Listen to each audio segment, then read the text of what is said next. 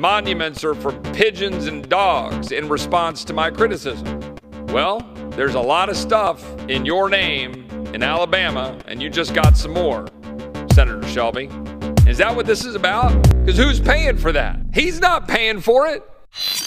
Political response.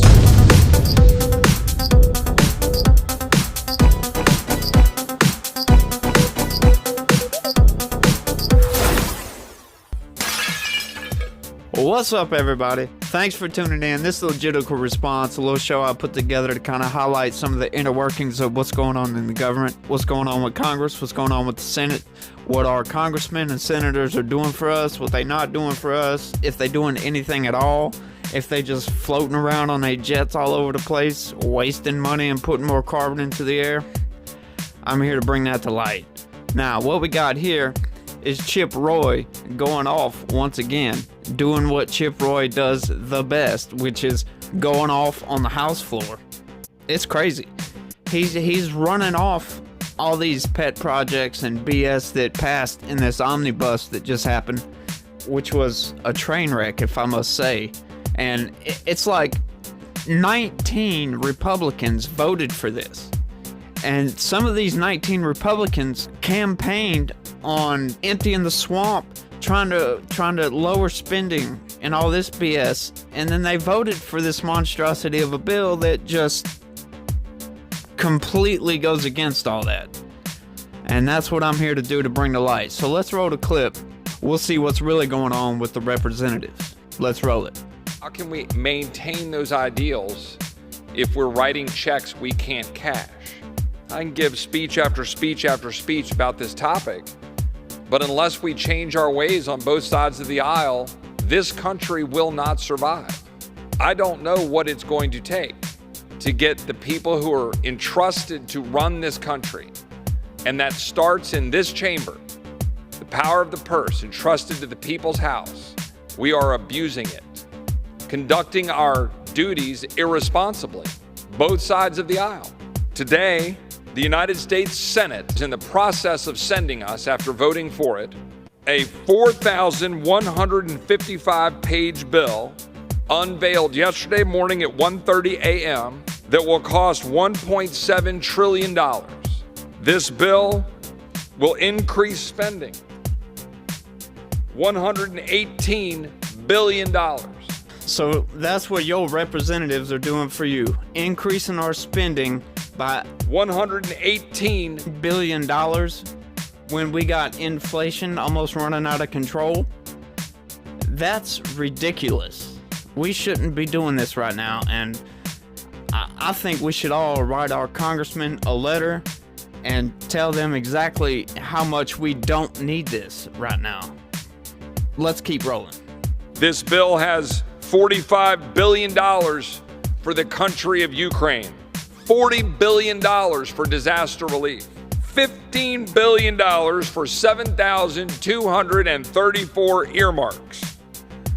With the senior senator of Alabama, Richard Shelby, walking out of the Senate with a legacy of $670 million. $500,000 to the Long Island Gay and Lesbian Youth Incorporated, $113,000 to the LGBT Center of Greater Reading, Pennsylvania, $1.5 million for the Loft LGBTQ Community Center New Home Project in New York, $750,000 for New York-based In Our Own Voices, Inc., $250,000 to support Wisconsin's first in the nation gay rights law book and archive, $1.3 million for workforce development activities at a climate change education center in the Los Angeles Community College District, $3 million for clean energy workforce development at the New York State Energy Research and Development Authority, $200,000 for the Rhode Island AFL-CIO's Climate Jobs Workforce Training Initiative,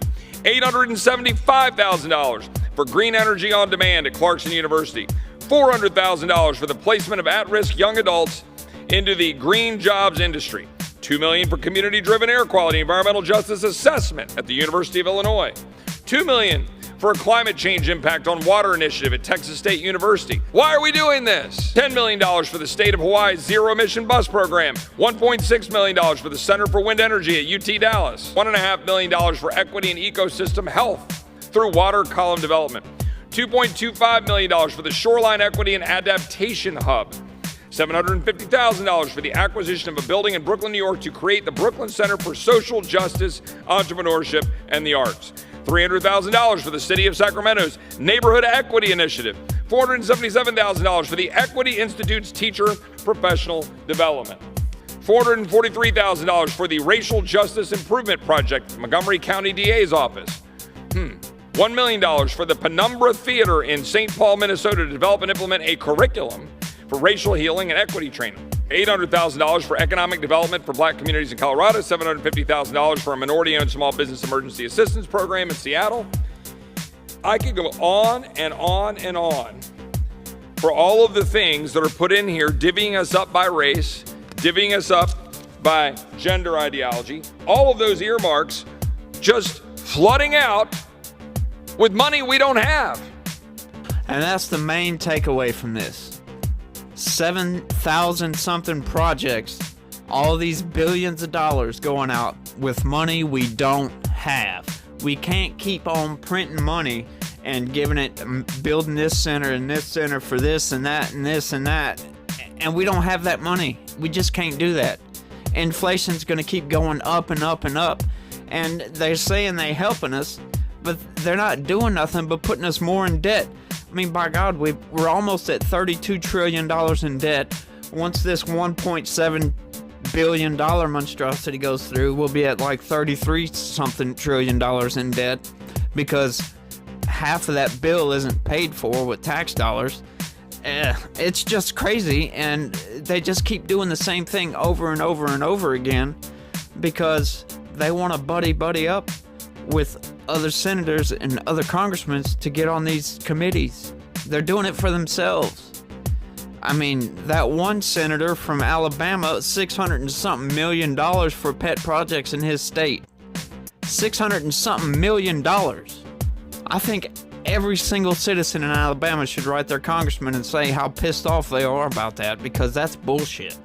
We don't need to be spending money on pet projects right now. We don't need to be sending $45 billion to Ukraine.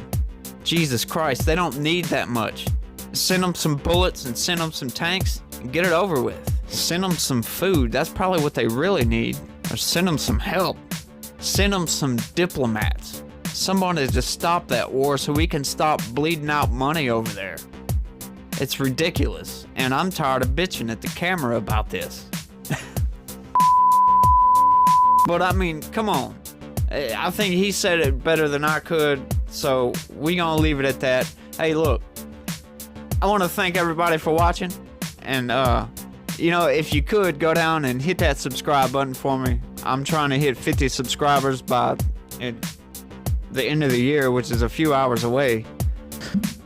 Yeah, I'm sorry. I had to cut in. He doesn't realize that by the time this video drops, it'll be 2023, so disregard that guy.